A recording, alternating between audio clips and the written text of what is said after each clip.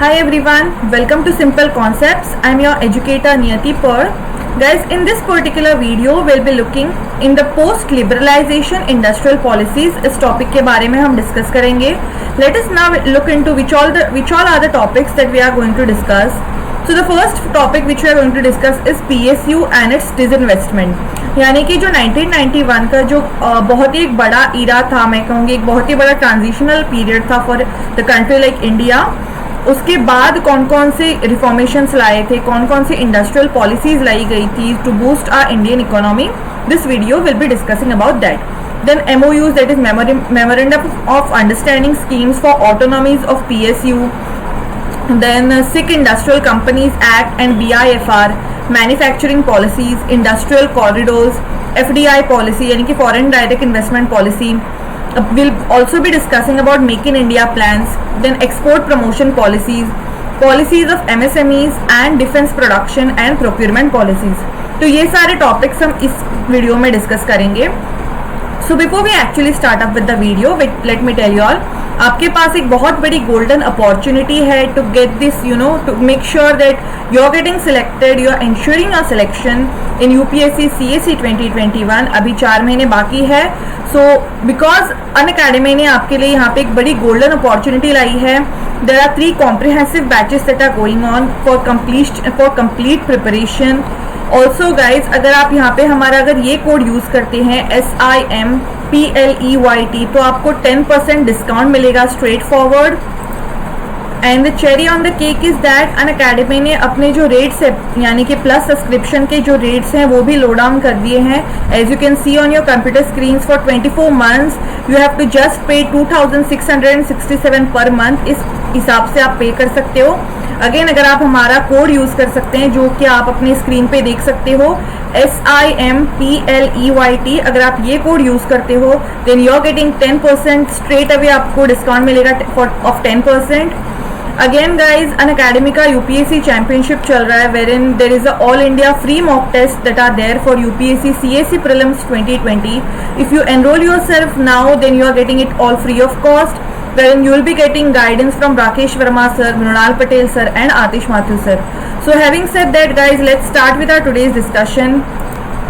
So guys, जो भी आप यहाँ पे हम जो भी टॉपिक्स यहाँ पे डिस्कस करते हैं, if you want to get all the notes of it in the form of PDF then you can join our telegram group. The link of the group is given in the description below. And in case अगर आप नहीं find out कर पा रहे हो group को then you just have to go to your telegram account. वहाँ पे सर्च बार में अगर आप जाके वहाँ पे अगर आप लिख देते हो simple concepts UPSC then you will be able to find our group. हम वहाँ पे बहुत सारे क्विजेस डिस्कस करते हैं. नोट्स आपको नॉट ओनली रिलेटेड टू हम टॉपिक्स जो भी डिस्कस करते हैं उससे ही रिलेटेड नहीं पर बाकी सारे सब्जेक्ट्स के हम नोट्स वहाँ पे डिस्कस करते हैं. टॉपिक्स वहाँ के बहुत ही अच्छा हेल्दी वहाँ पे कॉन्वर्सेशंस होता है. So do join in to our group. So let's start with today's video, the post liberalisation industrial policies. So the fact that economy is being over-regulated and controlled, it was realized in 1980s. So as a result, government pursued policy of deregulation and liberalization rather in a tardy and non-coherent manner. During the period from 1980 to 1990, economy began to pick up and the rate of growth that is GDP increased to 5.8%. However, it was driven mainly by massive expansion in country's fiscal deficit, that is, FD increased demand in economy. Also, as we have noted, imports liberalization in 1980 industrial policy resolution. This led to high industrial growth based on imported raw material. So consequently, India's forex reserves depleted and neither there were enough exports or finances to imports. So this all led to 1991 balance of payment crisis, which among the other things forced government to adopt new industrial policy, feature of which we'll be discussing in our further slides. We will discuss it in detail. So speaking about PSU and disinvestment, so from now on government was to leave more space for private sector and facilitate creation of robust free market economy. It decided to keep for itself only those sectors which are of strategic or social importance, which are beyond capacity by private players. For this, government had to roll back from most of the areas, it was operating in, which ranged from bread making in heavy industry. Further, as per the structural adjustment program of IMF, that is International Monetary Fund, government was required to raise rupees 25,000 crores through disinvestment. Now, given that stakes were high because of safety of government investment, and the PSUs were biggest employers in those days, so withdrawal had to be gradual and planned. Further, the government faced stiff opposition from left wing and trade unions. So preference was to get rid of PSUs which had piled up losses and were non-performing. Other performing PSUs were to be retained at least for time being and were to be provided for autonomy in their operations. Purpose to be served by disinvestment were many. So one was revival of the PSUs itself. More private control, more will be the autonomy, and in turn better management. Second was that it expected that piled up public debt will be brought down by proceed of disinvestment. Also, by existing from non-crucial areas, government could focus more on the core sectors. So shares were to be offered to mutual funds, workers, and in public. In the beginning, public was to bundle the share of profitable and loss-making PSUs, and that bundle was offered. Gradually, the individual shares were being offered. So far, in majority of the cases, only minority, that is, you can say less than 50% stakes have been sold. So consequently, PSUs remain PSUs despite of this disinvestment. So let's look into what happened in late 1990s. So in the late 1990s, distinction was on recommendation of Disinvestment Commission made in strategic and non-strategic PSUs. The government policy was to retain control only in strategic enterprises by keeping at least 51% of shares and bringing its stake down to 26% in non-strategic enterprises. So, it was decided that reduction of government's shareholding to 26% would not be automatically and in manner, and pace of doing so would be decided on case by case, considering the interest of consumers and avoiding the concentration of economic power in private hands. Strategic sectors were those which were completely reserved for government, that is currently in 3 numbers. So there are only 3 instances other than the strategic and slump sale where government divested itself of a majority shareholding. So Refinery Petrochemical Limited, Chennai Petroleum Corporation Limited, that is CPCL, and Kochi Refinery Limited, that is KRL, were some of the common individuals in the common corporations. So comically, these shares were brought by other different PES, and it was felt that disinvestment by sale of shares to PES. Now, these did not result in any of the advantages normally associated with the block transfer of majority shareholding, since the public sector character of a company did not change. Let us look into the strategic sale. Now, this is different concept from strategic PSUs that you guys have to note. Okay, I'll explain this one very systematically. So, strategic sale refers to sale of a larger block of shares in PSEs. So this includes the subsidiary of CPES, along with the transfer of management control to a strategic partner identified through process of competitive bidding. So this was termed as strategic sale, and after the strategic sale, these PES ceased to be government's companies as defined under the Companies Act. I'll be explaining you all regarding this Companies Act in our further videos. So Maruti Udyog Limited was the first government company to be privatized. It ceased to be government company in 1992. However, strategic sale as a policy measure commenced in 1999 to 2000 with the sale of 74% of government's equity in Modern Food Industries Limited, that is Modern Bread, So thereafter 12 PES including the subsidiaries of CPSEs and the 17 hotels were sold to private investors along with the transfer of management control by the government. Currently, there are 277 central public sector enterprises under the administrative control of various ministries or departments. Out of these, 149 CPSEs are profit making. Once among them, top 5 are the Oil and the Natural Gas Corporation Limited, then National Thermal Power Corporation Limited, Fertilizers Corporation of India Limited, Coal India Limited, and Bharat Heavy Electricals Limited. Now, speaking about the disinvestment commissions, it was constituted in 1966 and reconstituted again in 2001 to recommend on disinvestment in various PSUs. It was dissolved finally in 2004 with the change in the government that happened with the latest election. So, speaking about the present disinvestment policy, the salient features of these policies were, the first one was, citizens have every right to own part of the shares of public sector undertaking. Second is, public sector undertakings are the wealth of nation and this wealth should rest in the hands of the people. Third one is, while pursuing the disinvestment, government has to retain majority of the shareholding, that is at least 51% of the management control of the public. So apart from this, there is action plan for disinvestment in profit making government companies. First one is already listed profitable CPSEs to be made by the compliant by offer for sale. They should have at least 10% of the public holding. Second is unlisted profitable CPSEs to be listed in stock exchange.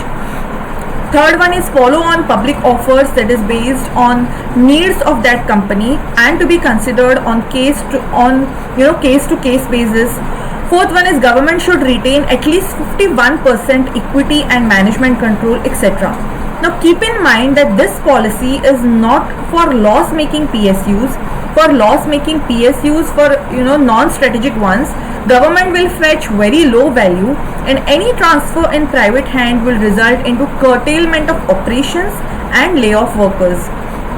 Hence, this becomes an even more politically sensitive issue, which one should not be much discussed. Wherein, if we consider the UPSC syllabus in mind, let us now look into the National Investment Fund.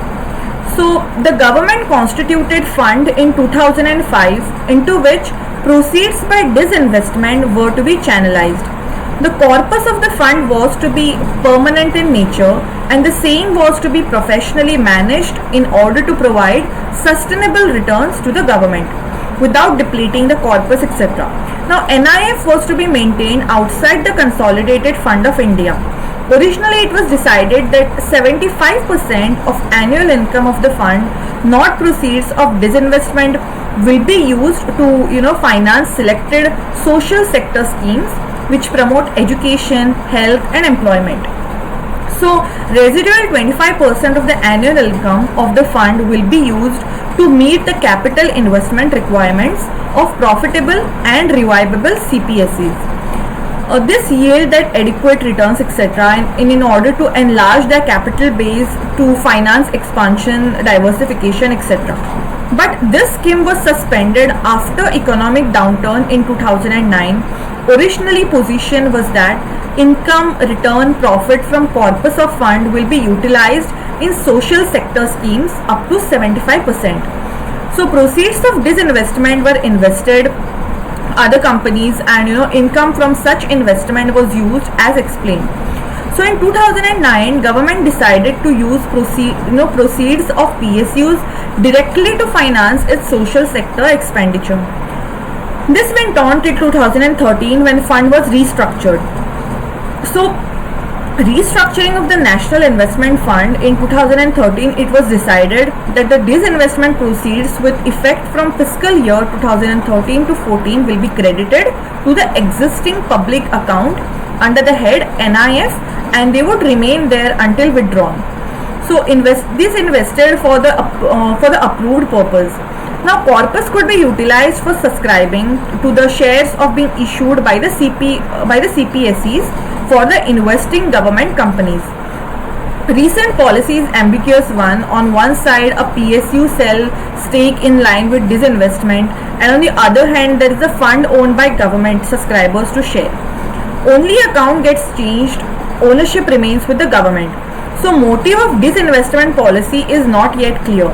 So few years back, government invested 5% in Steel Authority of India Limited and in Coal India, ONGC, NHPC, Power Finance Corporation, Rural Electrification Corporation, Hindustan Zinc and Balco they are also there in the line.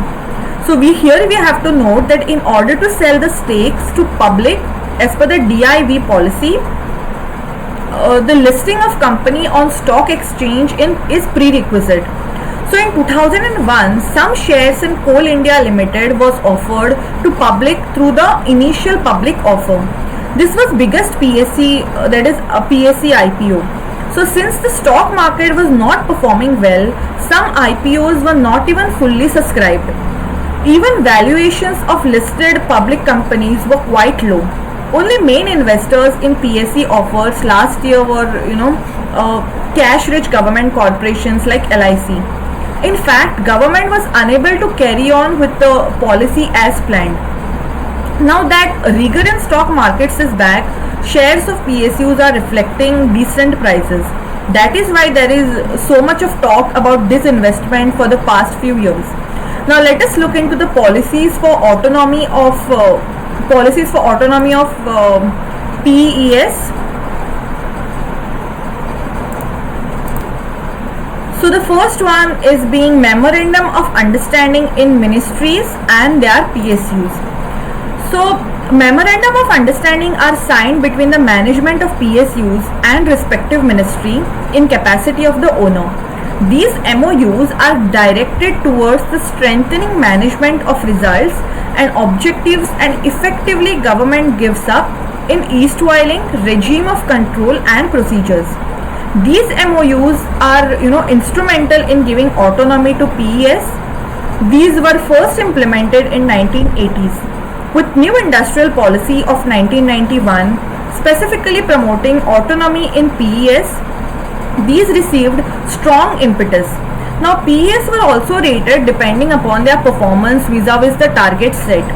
To further induce professionalism in enterprises and increase autonomy, they can be designed status of mini renta, Navratna or Maharatna access list of PES so designated. Now speaking about mini Ratna status, so the central PES that have made profit in the last 3 years in a row and have positive net worth are eligible to be considered for grant of mini Ratna status. These are around 71. There are around 71 mini Ratna PES. Now speaking about Navratna status, the entity must have mini Ratna category. It should have Schedule A listing. At least 3 excellent or very good memorandum of understanding, that is MOU ratings, should during the last 5 years it should be there, and a composite score of 60 or above out of the possible 100 marks in the 6 selected performance parameters, namely net profit to net worth, manpower cost to cost production or services, gross margin or as capital employed, gross profit as turnover, earnings per share, intersectoral comparison based on net profit to net worth, etc. Speaking about the Maharatna status, so the company should have at least the Navratna status. It's listed on the Indian Stock Exchange with minimum prescribed policy shareholding under SEBI regulations. Third one is average annual turnover should be more than 25,000 crores during the last 3 years. Then average annual net worth of more than 15,000 crore during the last 3 years. Average annual net profit after the tax of more than 5,000 crores during the last 3 years. And last one is entity should have significant global presence or international operations, etc. Now speaking about the Sikh Industrial Companies Act 1980s. So rationale of enacting this was to determine sickness in the industrial units. It also aimed at expediting the revival of potentially viable units so as to make the investment in such units profitable. At the same time, to ensure the closure of unavailable units so as to release the investment lockups in such units for productive use elsewhere. It was not applicable to the small scale industry. तो कुछ industries ऐसी थी जिनके लिए revival ज़रूरी था and government wanted to make revival of these industries in order to क्योंकि बहुत सारे लोग उस इंडस्ट्री में एम्प्लॉयड थे। तो अगर वो अनएम्प्लॉयड हो जाते तो फिर अगेन सोसाइटी का ग्राफ वहाँ पे डिसबैलेंस हो जाता। For example the demand and supply ratio, again unemployment would be generated. So government को अगेन एम्प्लॉयमेंट जनरेट करने के लिए और ज़्यादा एफर्ट्स पड़ने पड़ते थे। So because of that in the era of 1980 government decided कि वो ऐसे सिक इंडस्ट्रियल कंपनीज एक्ट निकालेंगे जिसके तौर पर ऐसी इंडस्ट्रीज को आइडेंटिफाई किया जाएगा जो कि इस उनका टर्नओवर उतना ज़्यादा नहीं है, that is they are not in the profitable side and बहुत जल्दी वो क्लोज डाउन होने वाले हैं। So in order to avoid that government started investing in these industries in a different way. उन्होंने रिवाइवल किया, कुछ पॉलिसीज बदले। फॉर एग्जाम्पल टैक्स वगैरह उनके लिए कुछ कम कर दिया गया सो दैट वो इंडस्ट्रीज वापस से उभर के आ सके एंड गवर्नमेंट ने अपना शेयर उस इंडस्ट्रीज में बढ़ा दिया था। So it provided for the constitution of two quasi judicial body, that is Board of Industrial and Financial Reconstruction, that is BIFR, and Appellate Authority for Industrial and Financial Reconstruction, that is AAIFR.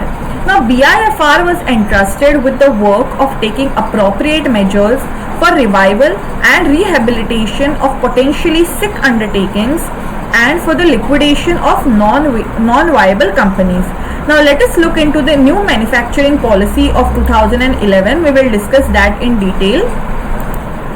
So guys, in 2011 what had happened was that the government had announced a national manufacturing policy with the objective of enhancing the share of manufacturing in GDP to 25% with the decade and creating 100 million jobs. It also seeks to empower rural youth by imparting imparting necessary skill sets to make them employable. Sustainable development is integral to the spirit of policy, and technological value addition to the manufacturing has received special focus. The policy was based on principle in industrial growth in partnership with the states. The central government had worked to create the enabling policy framework which would provide incentive for infrastructural development on public-private property basis, that is PPE basis, through appropriate financing instruments, that is public-private partnership. Now the state governments will identify with the suitable land and to be equity holders in the NIMZs. Now the following were the key policy instruments for achieving the objectives. The first one was establishing of National Investment and Manufacturing Zones, that is NIMZs, greenfield or new integrated industrial township with state-of-the-art infrastructure and land use on the basis of zoning, clean and energy efficient technology and requisite social infrastructure. NIMZ can be proposed with the land area of at least 5,000 hectares. Second one was industrial townships were proposed to be self-governing and autonomous bodies under Article 243 of the Constitution, the article concerned with the only local government, that is with respect to the 74th Amendment. The third one was truck infrastructure that would be financing appropriately by the central government, including through viably gap funding, while special purpose vehicle will be developed, the zone infrastructure in PPP mode. Now NIMZ will be managed by special purpose vehicle headed by government officials and experts, including those of environment. The next one was a policy that had come up with the proposal to improve access to finance for SMEs in manufacturing sectors. And the last one was the proposals in the policy are generally sector neutral, location neutral and technologically neutral except incentivization of green technology. So while the National Investment and Manufacturing Zones, that is NIMZs, are an important instrumentality, the proposals contained in the policy apply to the manufacturing industry throughout the country, including every industry where every industry is able to organize itself into clusters and adopt a model of self-regulation. Now let us look into the industrial corridors. The first one being Delhi-Mumbai Industrial Corridor. So Government of India is developing the Delhi-Mumbai Industrial Corridors, that is DMIC, as a global manufacturing and investment destination, utilizing the high capacity, that is 1,483 km long Western Dedicated Railway Freight Corridor, that is DFC, as the backbone. In essence, the DMIC project is aimed at the development of futuristic industrial cities. Now, the futuristic industrial cities. Now, this would involve attract estimated investment of around $90 to $100 billion over the next 30 years. The DMIC project covers 6 states, that is Haryana, UP, Rajasthan, Madhya Pradesh, Maharashtra, Gujarat, also accounting to closely like 43% of the national GDP or 53% of industrial production and exports and 40% of total workforce. So it is estimated that developments under the project will offer employment opportunities for over 3 million people. Now DMIC has 24 nodes covering 11 investment regions of more than 200 square kilometers each and 13 industrial area of about 100 square kilometers each. Initially, the 7 investment nodes are being developed with assistance from Government of India. The seven investment regions under DMIC will be NIMZs as follows. The first one will be Ahmedabad Dhalora Investment Region, which is in Gujarat, which covers like around 900 square meters. Then Shendra Biddikin Industrial Park City near Aurangabad, Maharashtra, which covers at around 84 square kilometers. Then Manesar Bawal Investment Region in Haryana, that is 380 square kilometers. Then Kurukshetra Bhiwandi Nirmana Investment Regions, that is in Rajasthan, which covers like around 150 square kilometers, etc. Now 24 manufacturing cities are envisaged in the perspective plan of the DMIC project. In the first phase, 7 cities are being developed, 1 each in the states of Uttar Pradesh, Haryana, Rajasthan, Madhya Pradesh and Gujarat, and 2 in Maharashtra. The manufacturing cities will provide international and domestic investors with a diverse set of vast investment opportunities. The initial phase of the new cities is expected to be completed by 2020. So by the end of 2020. So the sectors of focus included general manufacturing, that is IT or ITES, electronics including high-tech industries, automobiles and auto ancillary, agro and food processing, heavy engineering, metals and metrological products, pharmaceuticals and biotech and service sector. Other 4 corridors have been conceptualized are Bengaluru Mumbai Economic Corridor, that is BMEC, Amritsar Kolkata, that is Industrial Development Corridor AKIC, Chennai Bengaluru, that is Industrial Corridor CBIC, and East Coast Economic Corridor, that is ECEC, with Chennai vis-a-vis the industrial corridors as the first phase of this project, that is CVIC. So guys, that's all for this particular lecture. हमारे आगे आने वाले videos में हम FDI policy discuss करेंगे. We'll also be discussing about the Make in India program, export promotion policies and the concept of SEZ, that is Special Economic Zone. If you like this video, then do hit the like button. अगर आप हमारे platform पे नए हो, then do hit the subscribe button and also press the notification and also press that bell icon so that you can get notified every time we are on YouTube. Thanks a lot for watching.